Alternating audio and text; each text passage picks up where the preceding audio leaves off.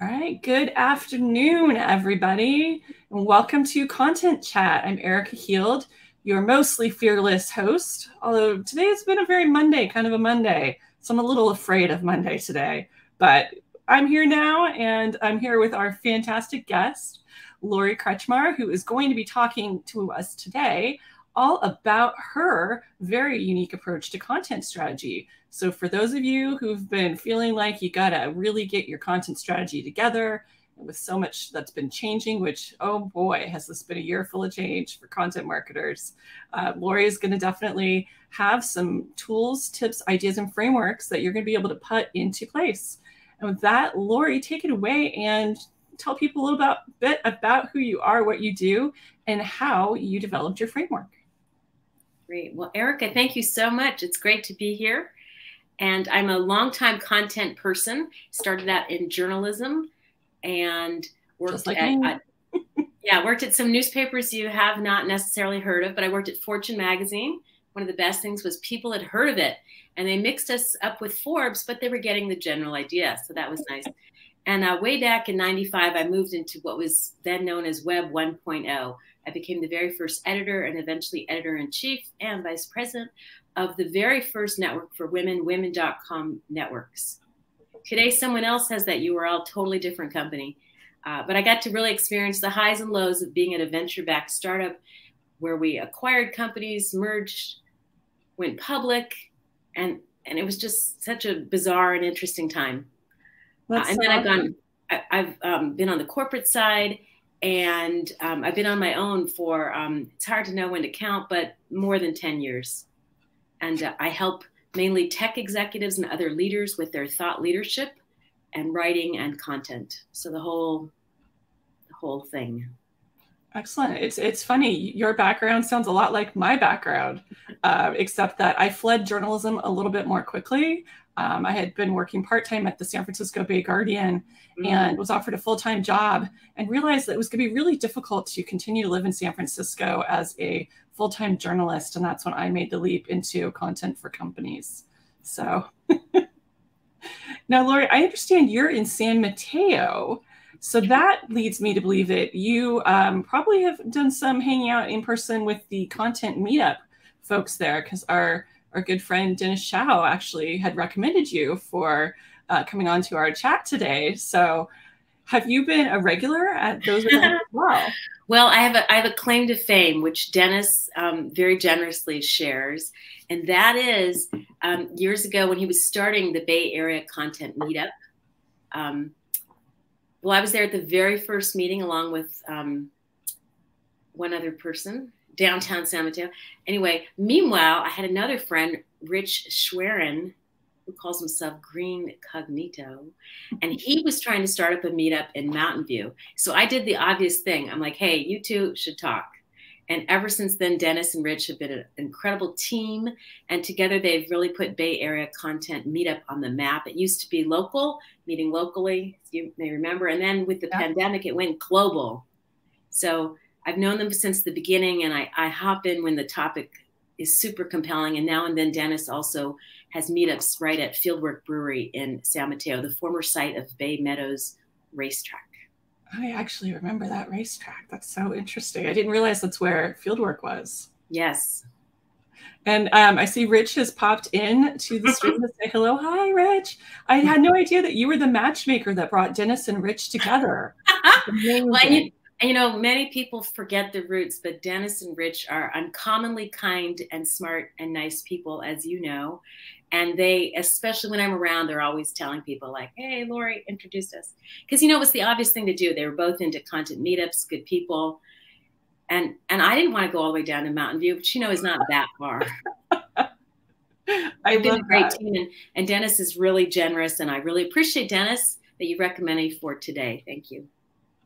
Well, what I think is great about this too is I feel like it's such a typical content marketing story, because I think when we compare content marketing to a lot of other types of marketing, in general, content marketers have a tendency to be very generous, very giving, and very collaborative. So you're more likely to see a few industry competitors collaborating on content versus any other kind of marketing that you absolutely would not see that happen. So I love that you created this content collaboration by bringing them together. That's awesome. Thank you. All right. Well, let's start things off today with a little bit of level setting, so that way we're clear that we're on the same page with our listeners and with each other. So talk to me about how you would define a content strategy framework and how it can benefit content marketing teams. Great. Well, thanks for asking. Well, to me, a content strategy is just sort of the big picture.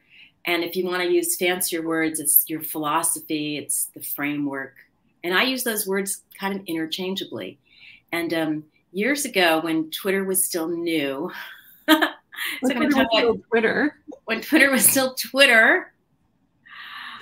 So years ago, I was very passionate about Twitter because it attracted such an interesting mix of people. Lin-Manuel Miranda, before he was really famous, is the Broadway genius and Disney genius that he is, and movie critics and authors and scientists and earthquake experts and geologists, and just such a mix of fascinating people.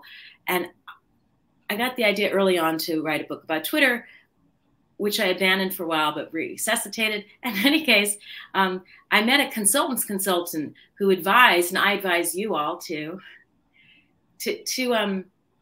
put into words what is sort of might be obvious to you, but put into words, especially for people in sales or that other department down the hall or the C-suite, put into words sort of the bigger picture that you're looking at. Like, I would get really excited talking about Twitter, but what I wasn't saying is, it's a way to communicate and reach people you haven't met before and find evangelists and find new trends. There was so much going on then, back when it was called Twitter.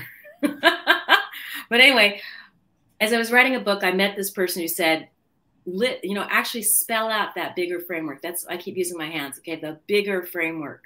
And I'm really proud, humble brag, that on page 1 of my book, I list the bigger picture. And I call it CAB, like a yellow cab. Create, amplify, build. And I'm going to talk about that briefly.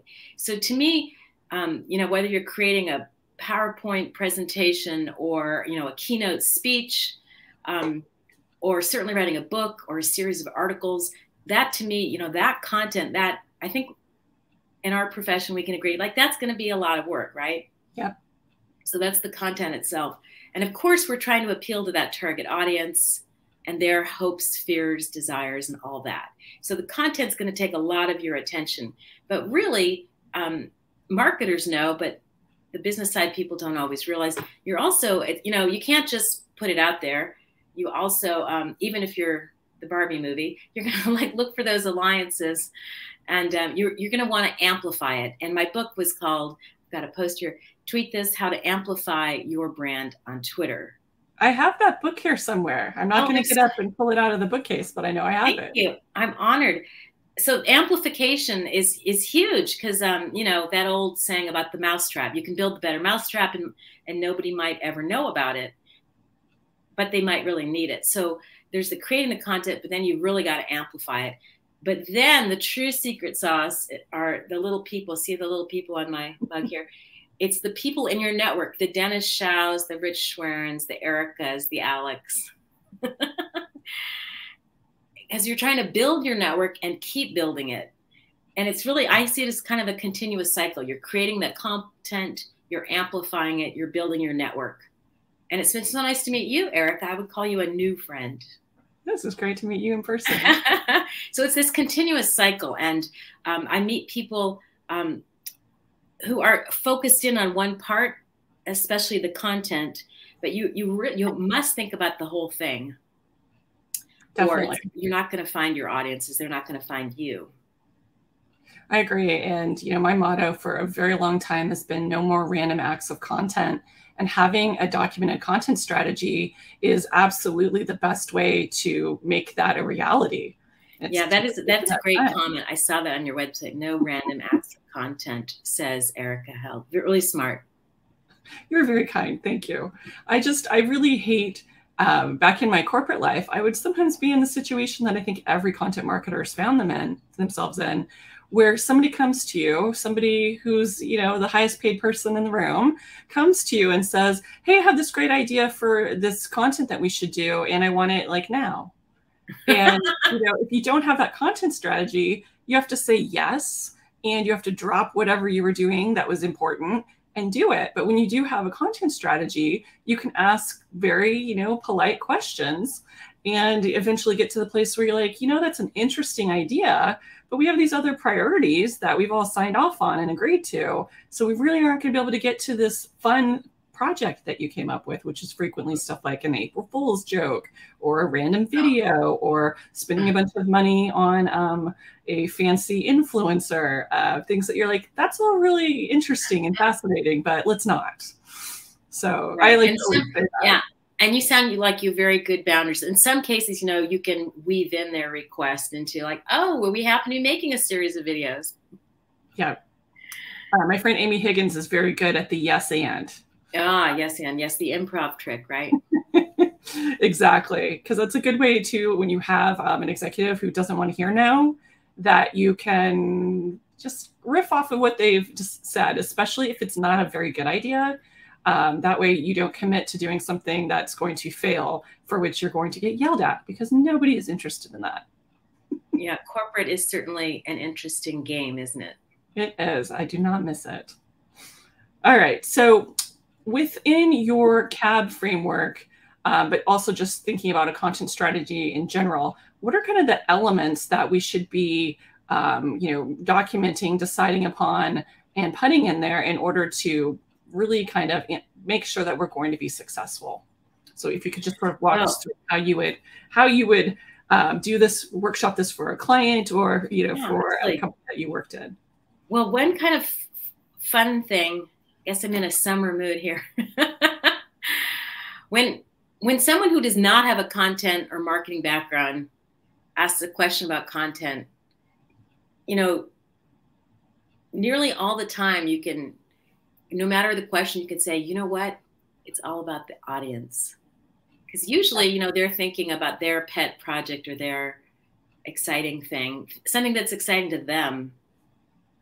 And just a great way to just cut through the clutter and try to refocus things is, let's talk about the audience. So who are we trying to reach?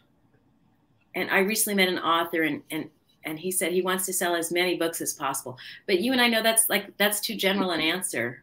Yeah. Because I mean, what kind of the marketing budget would you need to have, and how many years would you need to spend to try to reach everybody? Right. I don't even. Now, in that particular instance, we're trying to reach history buffs and people who love to know more about dynastic families in San Francisco. So if you are one of those history buffs, you know that the past reveals a lot about the present and the future, get in touch, please. Because I'm on the hunt for those folks. But anyway, so it can really help reorient and give yourself some breathing room to say, well, you know what?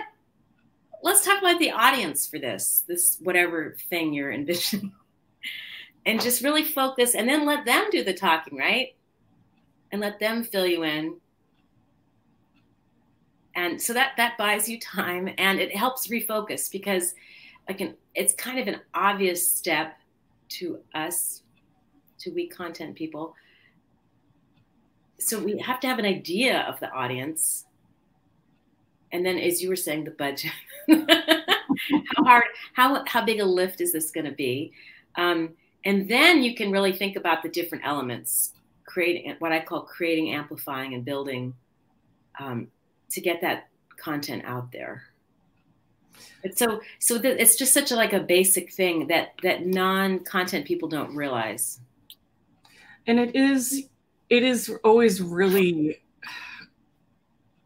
interesting when you go into an organization that has been spending money on marketing and has been investing in hiring staff for doing their marketing, but they haven't spent the time or money to really understand their audience. You'll ask them, well, who are your ideal clients? What are they like? What are they interested in?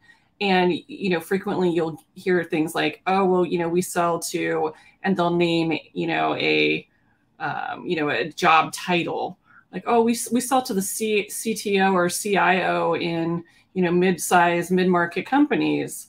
And it's like, okay, and what are they interested in?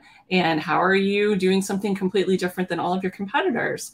And frequently you end up with sort of, a shrug, or here's a one-sheeter we have about our competitors, or here's a really super basic persona that'll tell you demographics like, oh, this is a man who's married and has, at least a BA and 2 children, and go ahead and market to them.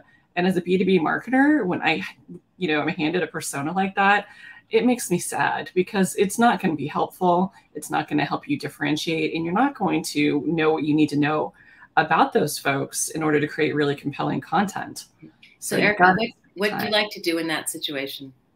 What I usually end up doing is I'll go to SparkToro, and I have a paid SparkToro plan, and I'll go in there and I will see, looking at who follows the brand itself on social and getting all that data. But then I'll also look at like their primary keywords I know they're focused on, and see who are the people that are talking about that and where are they going for information.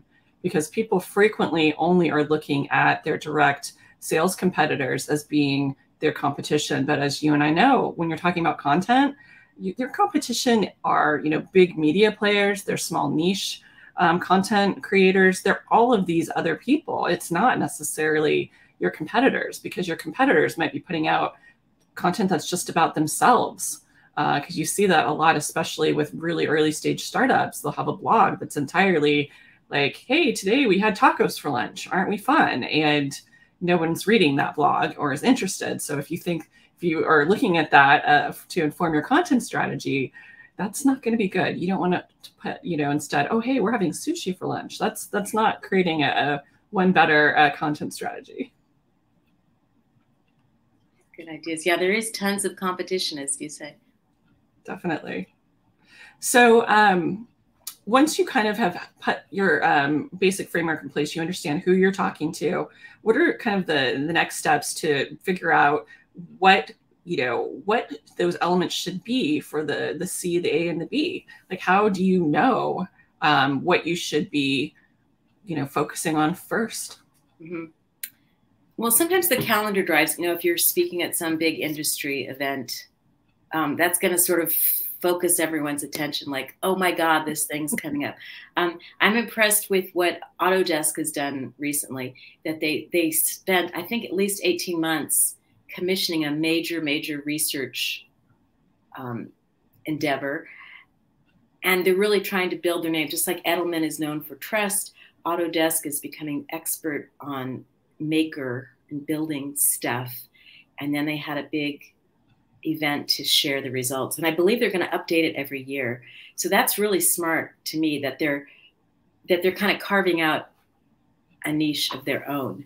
And I have a new friend who is an expert on helping create original research for smaller companies, that you don't just have to be an Autodesk. And by the way, I introduced her to Dennis and said, hey, here's another potential speaker. Excellent. And Dennis signed her up.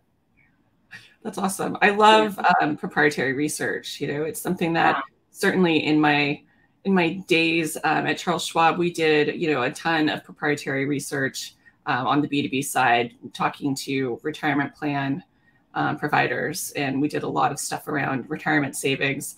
And then, of course, fast forward to when I was at Highwire PR, we almost always pitched some sort of proprietary research to the folks that we had on retainer, because it's such the easy way to start building those relationships with the media, as well as, if you're able to commit to doing it, let's say like on a quarterly basis. We had one client who did a CFO index every quarter, and that builds that it builds that name, builds that thought leadership and that brand awareness for you in front of those people that you want to be selling to, in a way that nothing else really can. Because when you have, you're giving them data to make better decisions, people love you for that. People love you for that. Love that. Well, you sound like you've had quite a bit of experience with proprietary research. I love it. I wish I could do more of it. And then I could work with like Michelle Lynn in the Mantis research team, and that would make me so happy. So wow, maybe there'll be the Erika Index. Stay tuned, everyone. That would be so much fun. But I'd have to focus and decide what exactly would I want to be looking at in content marketing. Right, and what are people most interested in? And I think right now, unfortunately, everyone is super fixated on, will AI take my job?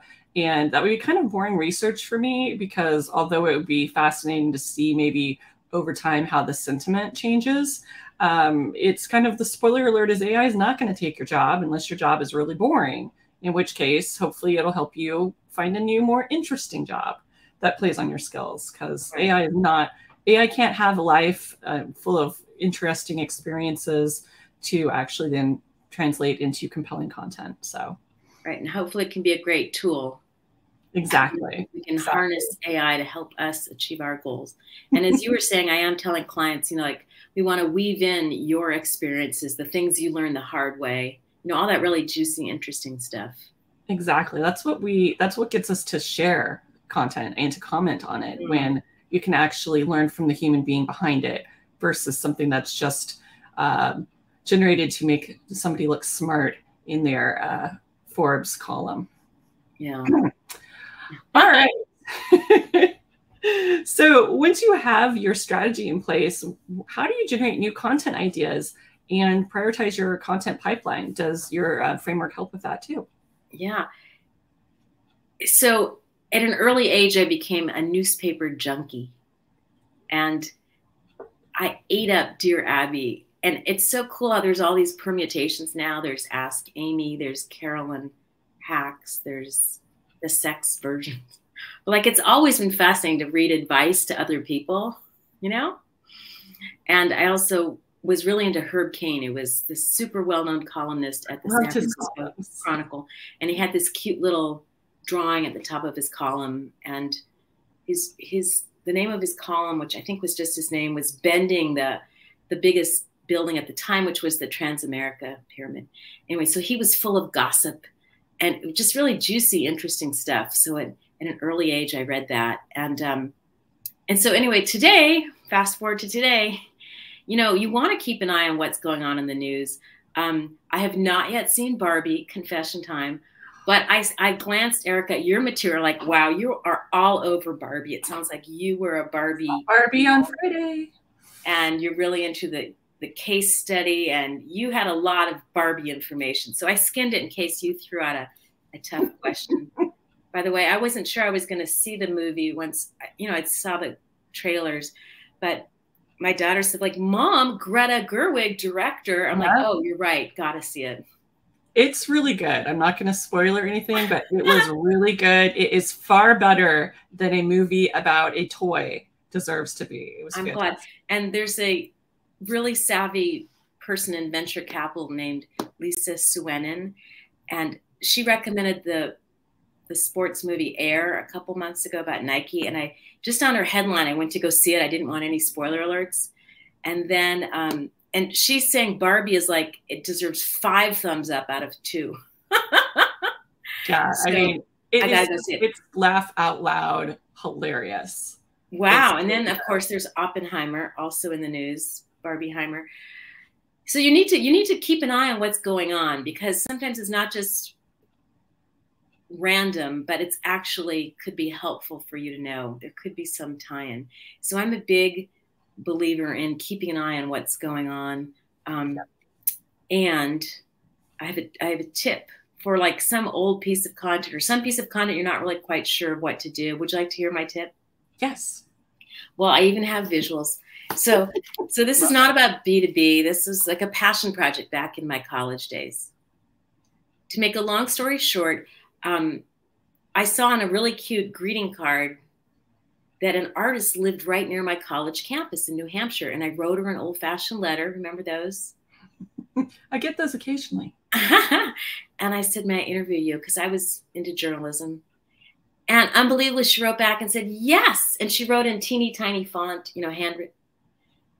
Anyway, her name was Trina Schardheim. I'm holding up some visuals. She was an incredible artist. This is Little Red Riding Hood. And then she later won prizes for, it's called St. George and the Dragon. Oh, yeah. And this was sort of a, this little monk is sort of her. And here's one more, Sleeping Beauty, retold and illustrated by. So she was just phenomenal. And I personally wanted a magazine clip, a magazine article. I didn't want to just interview her for the college paper, which I could have done. And to make a long story short, I kind of threw the article in a drawer, okay? It was abandoned.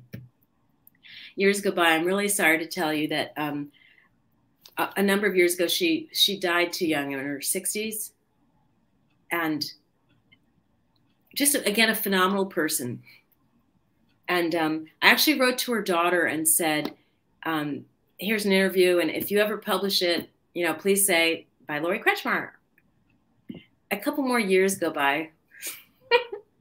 Believe it or not, one night I like woke up and I thought, wait a minute, I have a website, right? Well, yeah. And I looked up her birth date, which happens to be April 8th. And I thought, oh my God, this is a news peg. So you probably know this old term. It's like a reason to write about something. Like here in July, it's kind of random that I'm telling you about a children's book illustrator. But April 8th is her birthday. So in April, it's like a great time to talk about her and celebrate her. She passed away in November, and I also talk about her in November. But it was like a big aha for me to remember, like, I can publish this. Anyway, I don't want to go on and on because I think you get the point. But it turns out there's these little things called news pegs. It's a reason to write about something. And this week happens to be the anniversary of an incredible talk that a certain person gave at the Democratic National Convention. And it was a person that most of us had not heard of until he spoke, and it was Barack Obama. So this is sort of random trivia, except this week it's the anniversary of. So I will be sharing that because I'm involved with National Speakers Association, and we like to point out great speakers because, you know, it is an art form. It is content. Did you go to the recent National Speakers Association conference? Because I saw a bunch of folks on my feeds were at the event. I did go to Orlando, and I got to meet someone that you know, Phil Gerbishak. Oh, awesome. That's awesome. It was wonderful to meet him in person. And I got to ask him right one-on-one. I'm like, Phil, since he's a sales guru. Yeah. What's something you wish you'd learned earlier in your career? And he looked at me and he said, sales is not that hard. Yeah. So you want to find, like, there's certain moments when things are more relevant. And, you know, of course, the beginning of the school year starting in September, now late August, which always kind of blows my mind. But, like, there's sort of an ebb and flow. Personally, I hate all those resolution stories, like, what are your resolutions for the year? But, you know, you almost can't resist. If you were ever going to write some of that stuff, January is the month, right? Totally. And I worked with a startup where right at the beginning of the new year, they were invited by CEO World Magazine to come up with predictions for the next year. So, like, on a weekend, my business partner and I, boom, pulled something together, and the CEO loved it, and it was published right away. And if we'd suggested that in May, they might have said, like, who cares? It's May. But it was January of a new year. So there's this certain ebb and flow of topics, and you want to kind of keep an eye on what works for you and your client and your audience. Do you keep like a list of some of these annual observances and things, or do you have any specific tools that you like to use in order to see, oh, hey, there's something coming up that's newsworthy? I create my own little calendars, and sometimes I combine them. I worked with a venture capital innovation fund, and they loved certain quotes from certain explorers through the ages. And so I put together, you know, of course, it's kind of my go-to thing. Like, look up the birthdays of those explorers, because it's just, again, a good excuse to write about Madame Curie or Amelia Earhart. You know? That's a good point. And that way, they're not just inspirational quotes. They're inspirational quotes that you have a reason for sharing. Because I hate random inspirational quotes from people. And you're like, why are they sharing this today? What does this person have to do with their company or with their gig? Right. And and I have to tease, you sound a little bit like a grumpy newspaper editor that kind of used to have. And they're infamous for saying, like, why now? Why does anyone care now? Well, it's summertime, so it's a great time to talk about like ice, summertime in the Northern Hemisphere. Great time to talk about ice cream and, summer stuff, summer movies. So you just have to kind of surf these trends and see what's coming up. Agreed. Certainly anything AI, chat GPT, LLMs, certainly that's very big right now. Also, we won't really talk about the letter X. No, we shall not. We will just call, and you know what? I think I'm going to, when I do have occasion to speak of it, refer to it as the platform formerly known as Twitter. I think I'm going to be that person. Okay, cool. All right. So we talked about the C. Let's talk about the A. What are some of the underused but super effective ways to amplify your content marketing? I have a feeling that we're going to get back to those little people that are all around. Yeah, and the little people are part of the B, building the network. Okay. Yeah, so you want to find your true evangelists, the people like Dennis Schau and Rich Schwerin, shout out to them. And like, if you had anything to do with cycling, you want to know Rich Schwerin, because he's like a cycling maniac, in my words. And he writes about all the trails he's riding and he's really into it, So you want to find the people where something resonates. And a basic example I like to give is if my neighbor opens up a steak restaurant in the year 2023, but I'm a vegan, I am not going to be the biggest evangelist, right? I'm just not. And even if we're related, even if that person were, my relative, again, if I'm the vegan and it's a steak restaurant, I'm not going to be the biggest champion. And that sounds so obvious, but like not everyone is going to be your biggest fan. But you want to find the people who do care about your thing. So like I've created lists over the years on Twitter and elsewhere of people who love illustration. And I found out that I've gone to the nth degree for this writer because Trina Schottheim, because she is so talented. And there's other people who also admire her. She was the editor of Cricket magazine for kids. I remember that magazine. Yeah, so there's fellow fans. And it turns out she was very East Coast. She lived in New Hampshire and Vermont. But through kind of a quirk, some of her material is at University of Oregon in Eugene. And I have written to the librarians there, hey, her birthday's April 8th. You should really be celebrating her, especially around her birthday. I've not gotten a huge reaction, but, if there were like, a new librarian and it was a slow month and they got my email, they might think like, oh yeah, why not? Yeah. Yeah. So you want to be out there like looking who really cares. And like with, certainly with anything floral and gardening, it looks like you, Erika, are a big champion. I also know you're gluten-free. Yeah. So gluten-free people need to know about you. You're a gluten-free influencer. I do my best. And I also try to really help people understand how what they're eating affects their gut, because in our family, both my partner and I have had really severe issues with IBS. And for me, wheat was the cause of my problems. I had an undiagnosed allergy. So I really tried to advocate and help people figure out what's causing them issues with their food. So, yeah. Wow. Yeah. So you want to like identify who out there cares about these issues in particular, and you can sort of activate them. Like, we have a new thing coming out, or I activated to Orlando. When I knew I was going to influence for National Speakers Association, I let two good Orlando friends whom I hadn't seen in forever, I'm going to be in town. And of course I went over to Disney World because, hello, it's Orlando. Why wouldn't I? If you're going to go to Orlando and you don't go to Disney World, I'm not sure that we can be friends. I'm a huge Disney girl. Yeah. Yeah. So you want to see, like, you're looking for these hotbeds of interest. And when my friend speaks about proprietary research for the content meetup, we'll let you know, because you're a proprietary research expert. So I'm always sort of keeping an eye out for who are the people out there who care about these topics. My sister loves to grow vegetables. She's like really into it. And she did something I'd never heard of called the Florida weave, which is some maneuver with string so that your vegetables grow a certain way. That's awesome. Yeah. And I have this one friend who's this hardcore investigative journalist, and she's really into birding. So if so you just want to know who out there among your friends is like really into what, and hopefully you can activate them in service of your larger cause.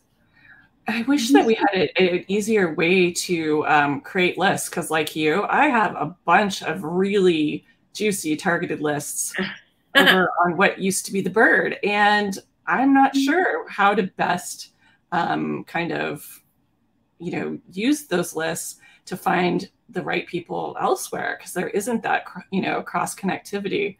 But I guess I probably need to go and do some looking at profiles, because I am definitely seeing more folks are updating their profiles with a link to either, an about me, or, a link to something that really does give all of the other places they are, because I want to be maintaining those kinds of lists other places.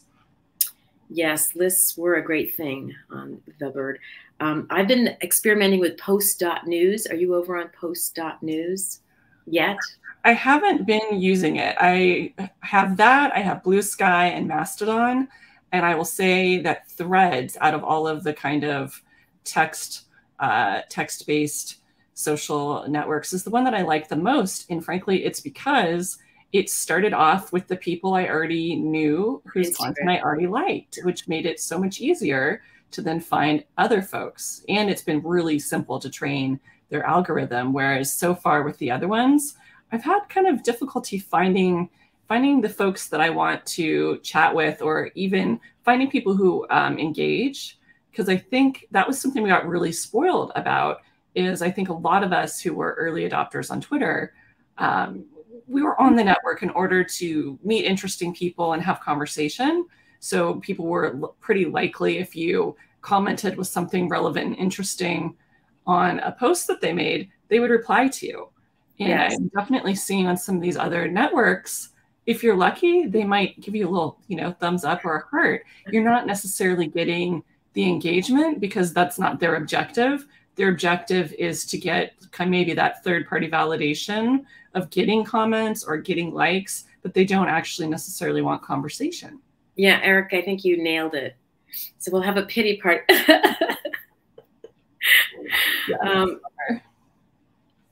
Yeah.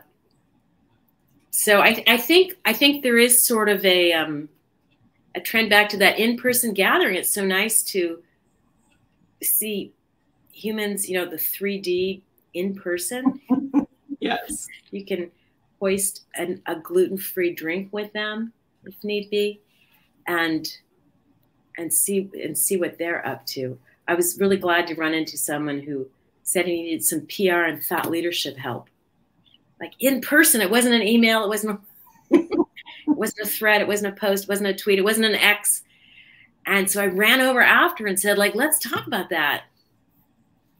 It is remarkable. And I know I'm definitely looking forward to being at Marketing Profs in Boston again this year. It's been quite some time since I've been at that event in person, and I'm totally excited, because it's, it's so fun to get to spend a few days surrounded by people who understand what it is you do and are interested in it. So it's a way to recharge and get some new inspiration. There were some speakers in Orlando that I'd never heard of, and one guy told these great stories. Want to hear one of them?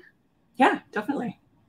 Well, there were like 1,000 people there, which was a lot of people, a little scary. Anyway, we're sitting in this conference room, and he says, raise your hands as high as you can. So Erika, I challenge you. So he told us to do that. And then he yelled at us. He said, higher. And so, of course, we stretched. And then he repeated himself. He said, I said, and I don't like to be yelled at, but this guy was very engaging and warm. And he said, I said, raise your hands as high as you can. So then, of course, we stood up, right? And his point was, he's like, why didn't you do that at the beginning? And he said, and he tells you why. Ready? He said, we never do anything the best the first time. Oh, I love that. Nailed it. And I thought, like, ooh, that's yeah, he's right, because I didn't leap to my feet till the third time. So that really stuck with me. He told one other story. Want to hear that? Sure. he told an elaborate story. I'm giving you the short tweet-sized version. The TL&DR. And the TLDR. Some man was fishing. A little boy was watching. Could have been a little girl. It was a little boy. And all day long, mysteriously, the fisher person threw back the big fish and kept the little ones all day long. And the story goes on and on, but that's the gist. So the little kid runs after the person and says, why? And I'm thinking, like, I don't know about you, but I have all these reasons. Like, is there DDT? Is he allergic to fish? Like, I'm coming up with many reasons. Catfish, he doesn't want to eat bottom feeders. Right. Yeah. But it's much, much simpler than that.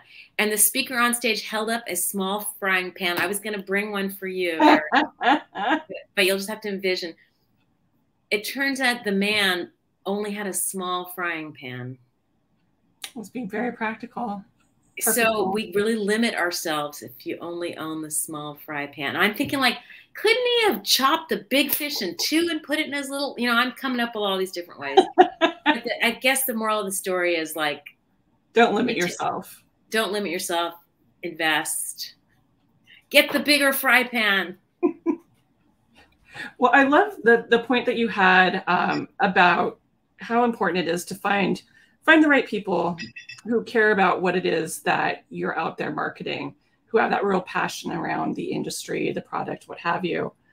And frequently, I feel like we end up in situations where employers try to get employees to become brand ambassadors and really over-index on, scolding people if they don't share company news, company posts to their personal networks, completely missing the point that many of their employees have 0 people in their target audience or part of their brand community who are part of their networks.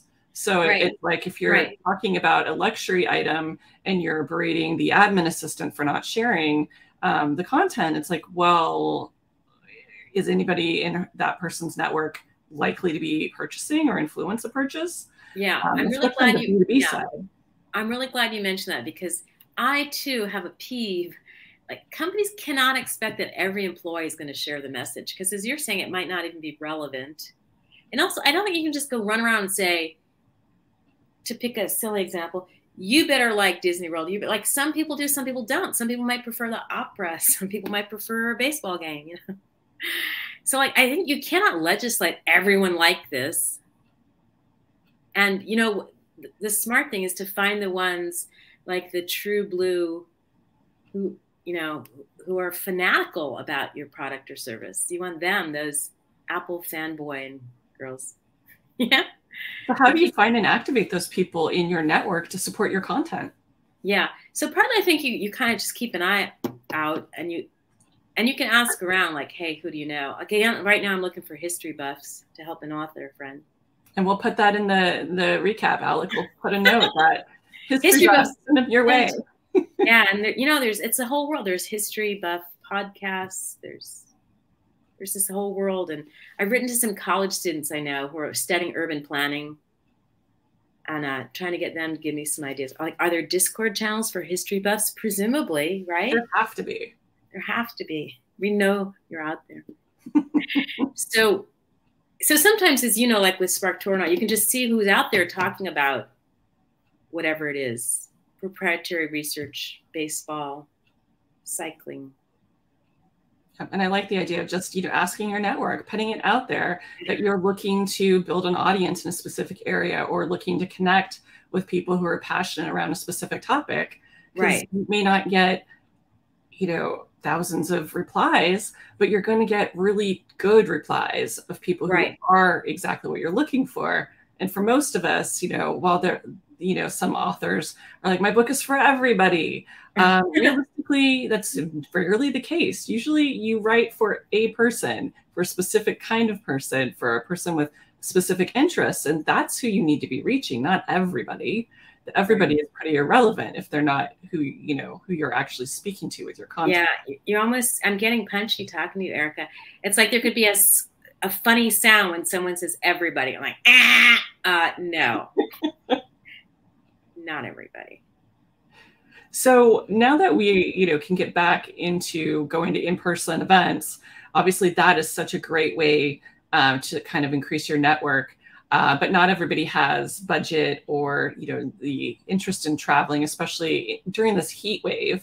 Because obviously the Bay Area is a little cooler than it is here, but it's been over 100 degrees here, and a lot of the desert Southwest and the Southeast even have been sweltering lately. So, how can we build our networks in addition to going to local meetups and national conferences? What are some other ways that we can actually meaningfully, purposefully kind of go out there to build our networks without seeming like we're just being spammy or overly aggressive? Because those things definitely, we all get those crazy LinkedIn messages from people that are just too much. And you're like, no, thank you. I will not accept your request to spam my network with whatever it is that you're selling. Well, I think partly, stay curious. And I'd heard about this incredible conference in San Francisco over the years. And last year, as soon as I heard of it, I signed up, boom. It's the one called Wisdom 2.0. You heard of that one? And it's a lot of AI and tech people who are interested in kind of cool stuff. Cool. And that was a lot of fun. And then there was a dinner, and I signed up immediately because you hear these things sell out. And rather than finding the perfect dinner, I was just trying to get a dinner. And there were many choices. And like one was about PR. Now I do PR it's part of my job, but I thought, do I want to go have dinner with other PR people? No, because that's like, that's work. That's work. So I signed up for all the people who were like, it was one of our talks was the human side of AI. Now the bar was incredibly noisy. I could hardly hear anyone, but I met a few people, and some people live in my town. Some people are 20 years younger. And it was just like a whole new world of people. And one guy, I can't remember where he lives, but he walks around saying, I love you. And like, normally I don't just walk around to a stranger, but like I got in the spirit, right? So I saw him at the bar after, and I said, I love you. And, because why not? When in Rome. And he's just this very out there guy doing the Ironman, living life, loving life, and really friendly. So if you hear something interesting, check it out. And there's this other group called MEA, Modern Elder Academy. Now, I'm still very much working, so it's not really my thing, but they have free webinars, and they have this program down in Baja, California, which is really Mexico.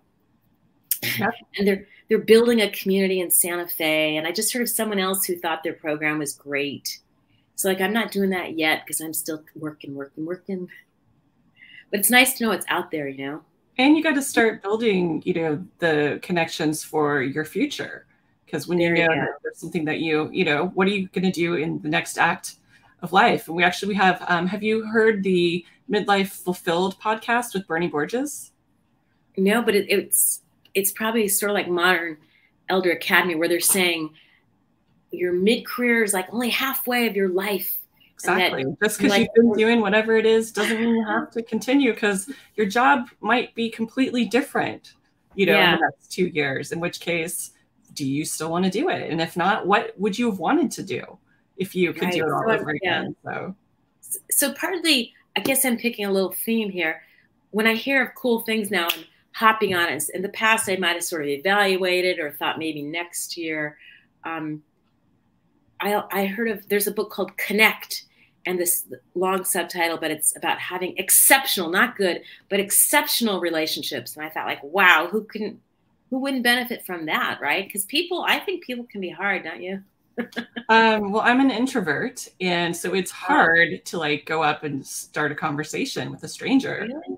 It is. And yet you have a weekly show. You seem like an extrovert. But I meet people on social media, which when you're a writer person, that is my comfort zone. Walking up to strangers in public, oh no, that does not happen.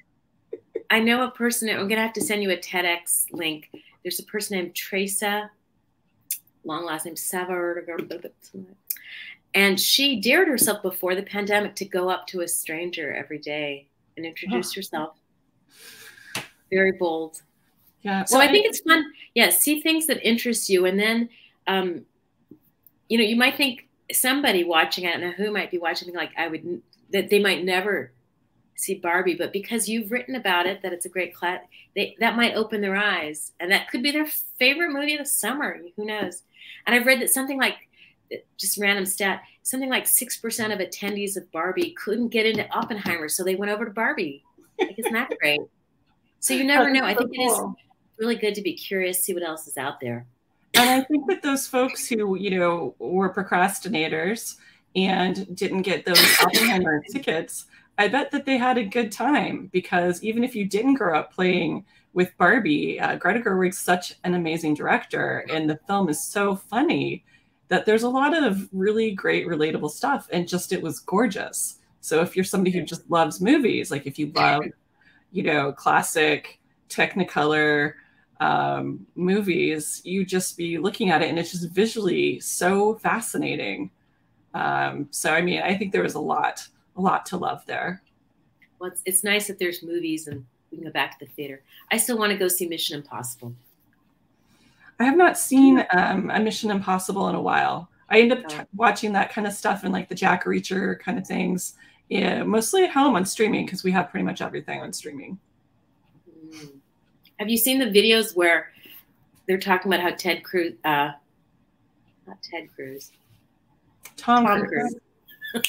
that was funny. Tom Cruise, how he goes off the motorcycle off a ramp in Norway, and then he parachutes down a canyon, and he did it like 6 times.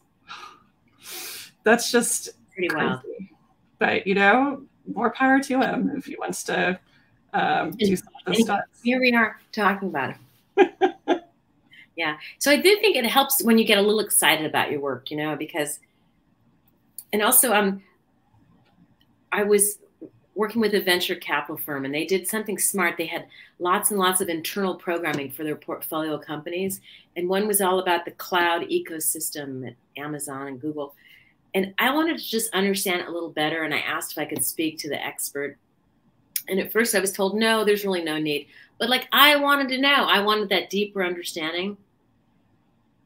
And I got that phone call with that person, and it did give me a broader understanding. Now, interestingly, none of it went into the recap that I wrote, but I felt better, because it's like, oh, it's this whole ecosystem.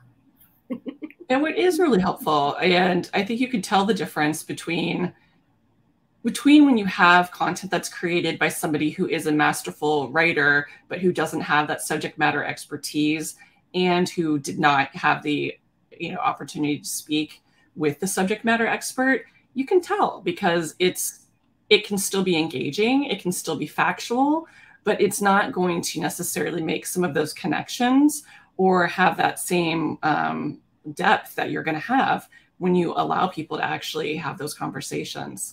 So hopefully we don't all over rely on AI for taking all of our you know, meeting minutes and notes and things, and, you know, keep writers from actually getting to speak to subject matter experts, because that would make me sad, and to make our content a little bit less interesting, and certainly less fun, make our jobs less fun. Yeah. That's my bias, at least. Well, I really appreciate our time together, and I can't wait. Thank you so much for joining and sharing your CAD perspective. For folks who are looking for more, Laurie, where can we find you, and what social network? You know, what is your favorite social network? What are all your handles? Give us some clues, and we'll include them in the recap too. Yeah. So the best way to find me is LinkedIn, Laurie Kretchmar, and linkedin.com/in/Laurie Kretchmar. And I'm also on Instagram as Up With Social. Upwithsocial.com is a website, also lauriekretchmar.com. So those are a few of the ways to find me. Well, thank you so much for sharing your expertise. And I hope everyone out there in content marketing land, hi, Barbie, out in content marketing land, that everybody has a fantastic rest of your week. Thanks again. Take care, everyone. Thanks so much. Bye now.